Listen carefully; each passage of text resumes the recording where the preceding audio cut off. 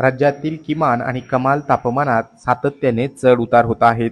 याचेच विपरीत परिणाम नागरिकांच्या आरोग्यावर देखील होत असल्याचं पाहायला मिळतंय. मध्यंतरी राज्यातील सर्व प्रमुख शहरांमधील किमान आणि कमाल तापमानामध्ये काहीशी वाढ झाल्याचं पाहायला मिळत होतं.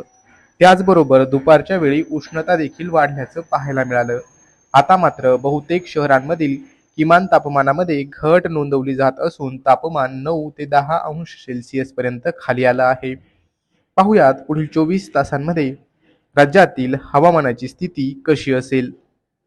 मुंबई शहर आणि उपनगरात सामान्यतः निरभ्र आकाश राहील, तर कमाल तापमान 31 अंश सेल्सिअस तर किमान तापमान 14 अंश सेल्सिअस एवढं राहील.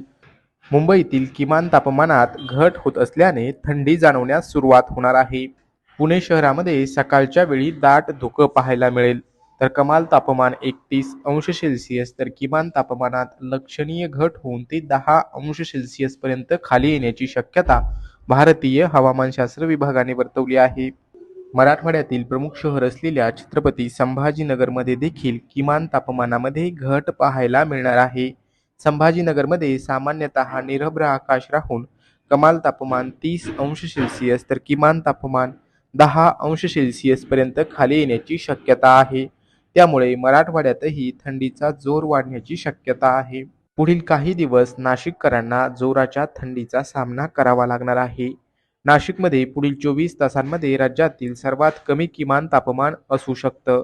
नाशिकमध्ये सामान्यतः निरभ्र आकाश राहून कमाल तापमान 29 अंश सेल्सिअस तर किमान तापमान हे केवळ 9 अंश सेल्सिअस पर्यंत खाली येऊ शकतं.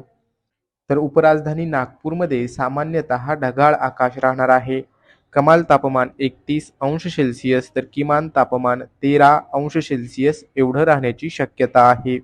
तर मंडळी, हा होता राज्यभरातील हवामानाच्या स्थितीचा आढावा.